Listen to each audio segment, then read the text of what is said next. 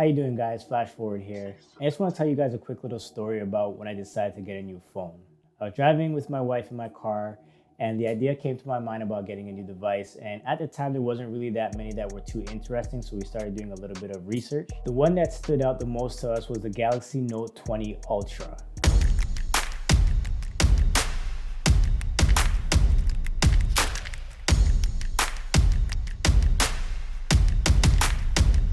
My reviews are never going to be the ones that are super techy, talking about what type of processor and how much RAM and all those other kind of things. It's just really not my style. So I really want to bring you guys an honest opinion from a real world perspective.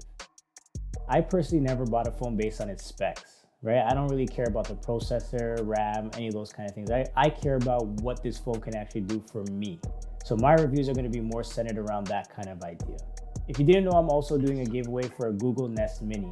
So if you haven't checked out my What's in My Camera Bag yet, make sure you go and check that out. I'll leave a little link in the description where you can go and see the details on how to do that. And if this is your first time here, welcome.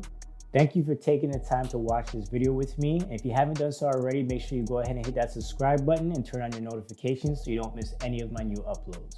So when I'm choosing a new phone, there's certain things that I look at. The overall build, camera, screen, battery life, and just overall sex appeal. And not so much the price, but I guess we'll talk a little bit about the price. Let's go ahead and get that out the way. This phone is not cheap. Coming in at $1,819, it's definitely not for someone with shallow pockets. But if they're deep, and I do mean deep, this is 100% the phone for you.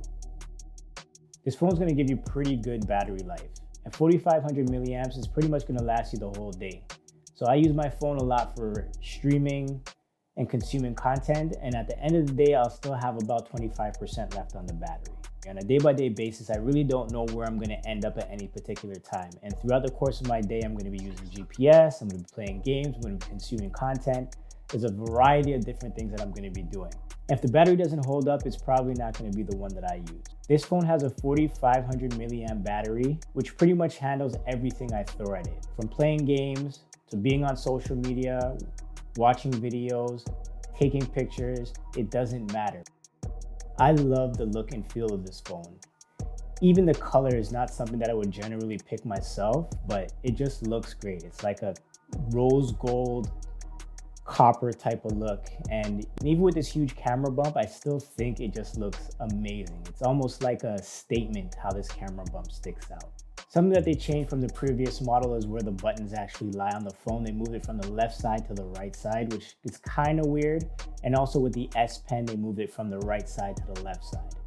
So it's kind of counterintuitive to what I've been used to for the last couple of years, but nonetheless, it's probably, in my opinion, the best looking phone that Samsung has ever made. And the phone's gonna give you IP68 water and dust resistant. So basically, you're not gonna find yourself in any trouble if you bring this in the shower, or if you're out in the rain. And even if you go for a swim, the phone's gonna survive. And just for a disclaimer, I wouldn't really recommend going for a full out swim in it, but if you take it to the pool with you and a little water gets on it, you'll be okay. Unfortunately, this phone is not that durable.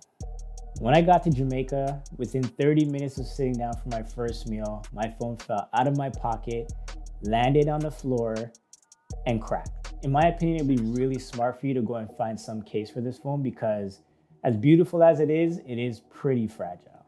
So even though it's not that durable, I still give this phone a 9.5 out of 10 for its build.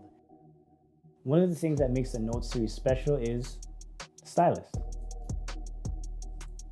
Depending on the type of person you are, you might not use this every day, but it's a great way for you to jot down quick notes. I'm not gonna go over everything that the S Pen can do, but some of its more important features are its Bluetooth capabilities, which allow you to control the phone doing specific things with the phone, as well as taking screenshots and being able to write anything you want anywhere on the phone. I've used some really good screens in my time on cell phones, but this is definitely gonna be my favorite. Samsung is calling it a Super AMOLED HDR display. And I don't really know what that means. I'm not gonna try and sugarcoat that to you guys, but from a consumer perspective, it means it's amazing. They decided to make this phone quite a bit brighter than the previous models that they ever made before, which means you get amazing viewing angles no matter where you are. Whether you're inside or in direct sunlight, you're gonna be able to see exactly what's going on your phone. Personally, I use my phone for all media consumption. So whether I'm watching YouTube videos, playing games, taking pictures. This is my main screen for everything. So being a photographer, naturally the most important part of my phone is going to be the camera. A saying in the photography community is your best camera is the one that you have on you. You get a main 108 megapixel back camera, a 12 megapixel front facing camera, as well as a 12 megapixel wide angle, as well as a 12 megapixel zoom camera. When I was packing for my trip, I decided to bring my 5D Mark III with a 50mm lens, a 16 to 35mm lens, put it all together, brought my memory cards, brought my batteries and chargers and everything for it, and it literally never left my bag. And the main reason why is because this phone covered everything. Whether I want to get a super high definition photo or a wide angle shot, I did it from my phone. And what's even crazier is this phone gives you 4K video capability with up to 60 frames per second. So I'm literally taking 4K footage in slow motion on my cell phone. And what blew my mind was that it also offered 8K video. This is literally a photography monster living in my pocket. The only thing that I would say is kind of awkward about the camera is the hump itself. It makes it difficult to lie this phone flat on any surface. And you don't really want to lay it down flat because you don't want to damage the glass covering the cameras.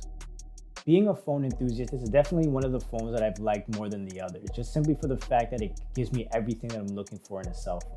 I need a phone that's going to cover all bases for me, especially if I'm spending nearly $2,000 on it. And honestly, at that price and what you get for this phone, I'm going to say that it is 100% worth every dollar. If you're into film and photography, this is definitely a phone that you want in your pocket.